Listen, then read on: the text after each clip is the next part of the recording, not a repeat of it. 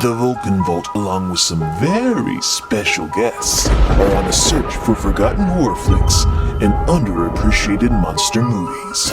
Ain't It Cool News presents Ain't It Scary Reviews, a month-long exploration of terror.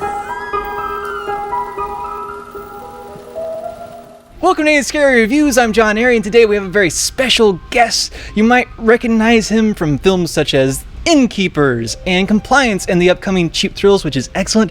Pat Healy. Pat, thanks so much for coming in. John, my pleasure. What'd you pick out for us? I picked John Frankenheimer's 1966 film Seconds, which technically speaking is not a horror movie, but it is very scary and nightmarish and probably the saddest movie I've ever seen.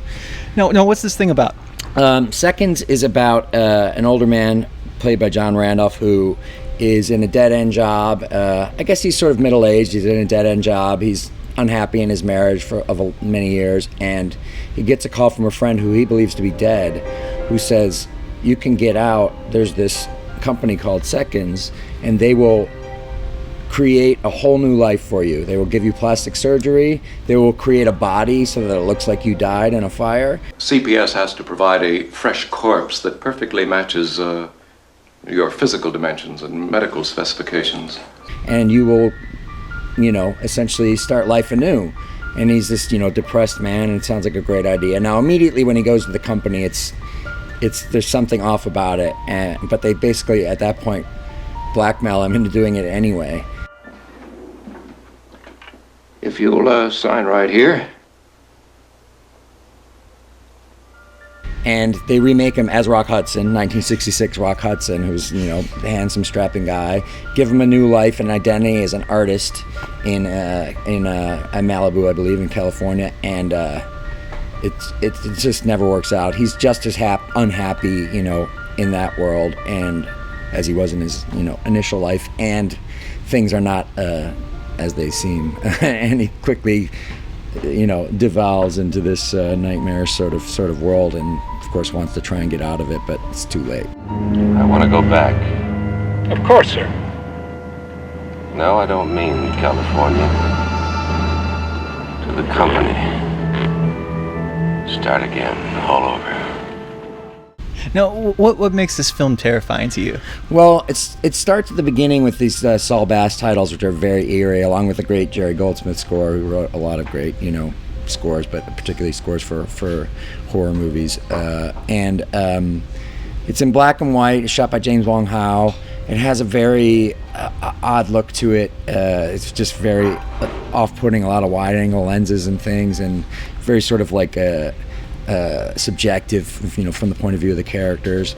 It's a very sad film, and it was in a period when Frankenheimer was making these movies where he was middle-aged himself, and they all sort of have these themes of like being sad of being middle-aged and not having done what you want to do with your life. So we have that year, that movie, and to a lesser degree, but the same year, Grand Prix, which is about, race car drivers are starting to reach the age where they can't do it anymore, and there's even some death there. Gypsy Moss with Burt Lancaster and Gene Hackman, where these skydiving guys that are, middle-aged and sad and depressed about where their lives and what their lives, what direction their lives could have gone in. I Walk the Line with Gregory Peck, which is an older, married, small-town sheriff who takes up with young Tuesday Weld, who's an outlaw, and they all have this theme, and there's something that's very personal and sad about it. But Seconds has this paranoia to it, that's also part of Frankenheimer's, films in that era. Of course, Manchurian Candidate and everything. That is very it's never, even the promise of it being a dream come true and starting a new life and being an amazing, handsome artist. It never feels right. He's always unhappy. There's a really terrifying scene where they go to this sort of bacchanalia, grape stomping thing for wine, and it's supposed to be them having fun, and he's even laughing and everything, but it's horrifying.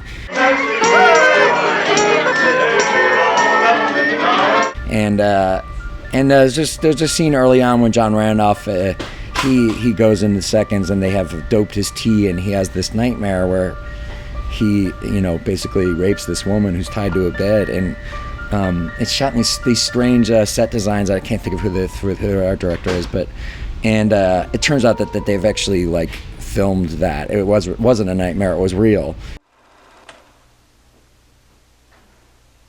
Of course, the photographies are not too professional, but I think it's clear enough. It just feels like a nightmare. The movie feels like a nightmare, and when you're done, you just feel wrecked, and you feel, paranoid, and you feel scared, and it makes you think about all of these things that are, very personal. Like, even when I was a much younger man and I saw it, I just had this deep sadness, about it. But it's also really scary because it's clear that everybody is kind of watching him and keeping an eye on him at all times. And I think it's like the horror of everyday life, the things that are terrifying about real things that we worry about and think about all the time, without any monsters or creatures or anything. Is of course sort of a sci-fi concept to it, but it's not. It's just that, the horror of, the ravages of age, not being who we want to be, depression, things that, are scary and sad things that they use to, tremendous effect. It's one of my favorite movies of all time. I said I sure hoped that you'd make it. Find your dream come true.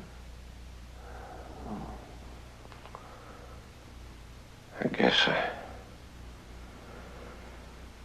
I never had a dream. Beautiful, beautiful. Well, thanks so much, Thanks, Pat. John. Really appreciate it. And for more news and reviews, keep checking in with ain'titcool.com.